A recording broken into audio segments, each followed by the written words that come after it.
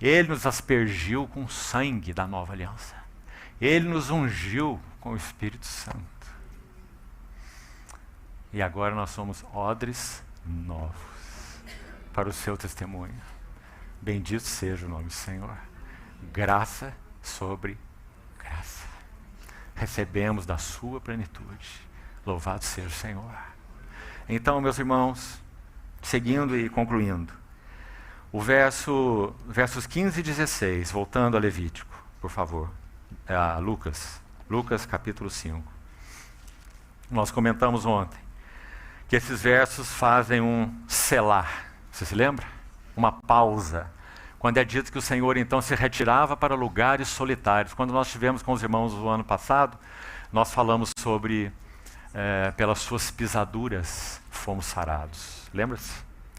E nós comentamos aqueles 3 passos, né? A solitude, o a sós com Deus, a quietude e a oração incessante. Lembra-se? E aí está o homem que viveu e expressou plenamente o significado de tudo isso. E ele se retirava como um hábito. Não é ele se retirou, é ele se retirava. Hábito. Ele se retirava para lugares solitários e orava. Lucas registra 7 vezes esse termo. Proseukomai. Orar, orava. E suas conjugações 7 vezes. Destacando que esse homem, Jesus, o filho de Maria, Jesus de Nazaré, é um homem de oração. Por que ele orava?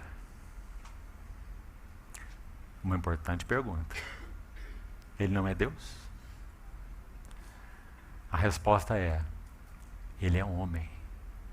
Sendo Deus, viveu uma vida absolutamente humana, com todas as suas limitações, vulnerabilidades, fraquezas, fome, sede, angústia, dor, inquietação, só que de modo perfeito. Angústia, inquietação espiritual, ira espiritual, ira divina, ira santa. Homem sujeito aos nossos sentimentos, mas sem pecado. Então ele se retirava para lugares solitários, por quê?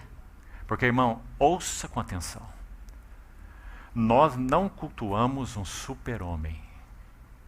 Nosso Deus, manifestado no Verbo encarnado, é homem. Viveu como homem, venceu como homem, ressuscitou como homem, está sentado à destra da majestade como homem. Por isso ele é a âncora de nossas almas. Nós somos homens e mulheres. A âncora de nossa alma, que penetra além do véu. Como já explicamos uma das outras vezes. A âncora é lançada para que o navio seja estabilizado e faça o seu trabalho, até onde precisa ser feito. Depois a âncora é recolhida pelo navio e o navio segue seu curso. Mas conosco é diferente. Conosco é a âncora, nossa âncora já foi lançada além do véu. E nós que somos o navio, os muitos filhos, nós não recolhemos a âncora. É a âncora que está recolhendo o navio. Porque nós estamos sendo conduzidos, o Pai, Hebreus 2:10, aquele que está conduzindo muitos filhos à glória. Porque ele aperfeiçoou por meio de sofrimentos o autor da salvação deles. Por isso ele é a âncora e nós estamos sendo recolhidos. Bendito seja o Senhor. Por que ele se retirava para lugares solitários e orava? Então, concluindo a pergunta, porque ele necessitava conhecer qual seria o próximo passo. E agora ele vai para onde? E agora ele vai encontrar quem? E agora que estrada, que encruzilhada ele vai seguir? Ele não sabe. Então ele tem que orar. Ele tem que perguntar. Ele tem que discernir. Senão ele não é homem. Ele seria super-homem. E se ele é super-homem, nós não temos Salvador nenhum. Porque ele tem que nos representar plenamente, vivendo como um homem. Louvado seja o nosso Senhor. Foi assim que ele viveu, meus irmãos. Foi assim que ele triunfou. É assim que ele está no trono. As marcas, inclusive, da sua bendita vida santa e da sua morte santa estão gravadas para sempre na sua personalidade santa. E nós o veremos assim como ele é. Um cordeiro assim como foi imolado no meio do trono, como João o viu, quase 60 anos depois da sua morte e da sua ressurreição.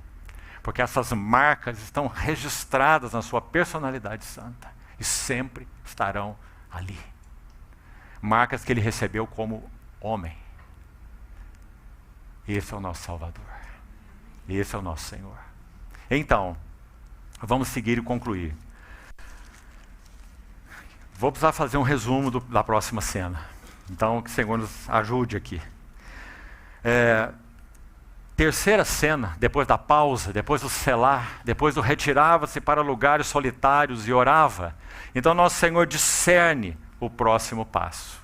E o próximo passo é, verso 17, terceira cena. Aconteceu que num daqueles dias estava ele ensinando e achavam-se ali assentados fariseus e mestres da lei, vindas de todas as aldeias da Galiléia, Judéia, Jerusalém, e o poder do Senhor estava com ele para curar. Vamos parar aqui um pouquinho. Quando você olha a narrativa anterior à cena do leproso, a ênfase não é cura. É um detalhe interessante. A ênfase é purificação. Você percebeu? Você pensa, mas um leproso não precisa ser curado? Sim. Mas por causa do significado da lepra, que nós já vimos em Levítico 13 e 14, a ênfase é purificação. E parece que está claro para nós por quê. Né? Nova convicção de pecado. Nova e mais profunda purificação. Terminou a primeira fase. 2 eventos do lado de cá e 2 eventos do lado de lá. Com a pausa, ele orava. Então, quando nós vamos para os 2 eventos do lado de cá, primeiro passo positivo, vamos chamar assim. Já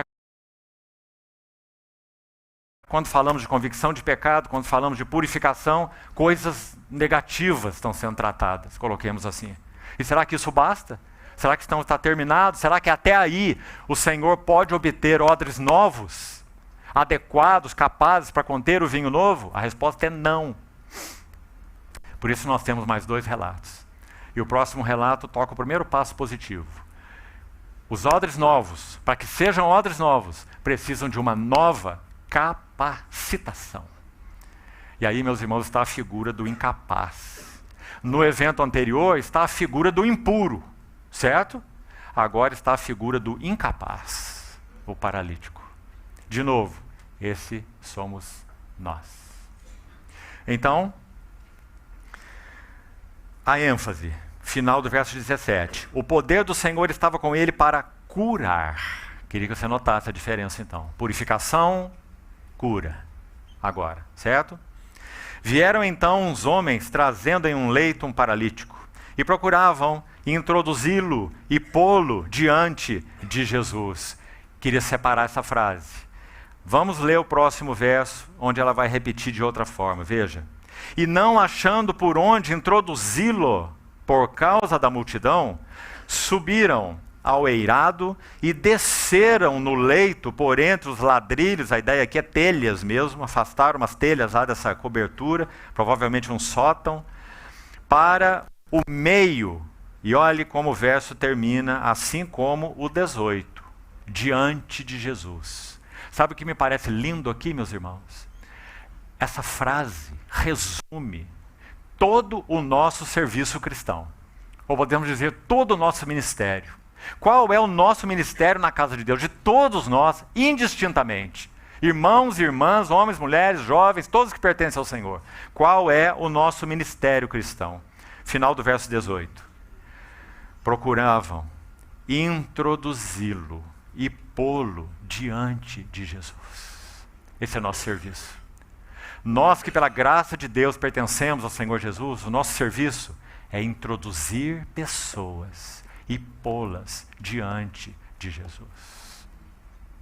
2 vezes aí você vai ver repetidas essas palavras, não é? especialmente o final dos 2 versos, diante de Jesus, diante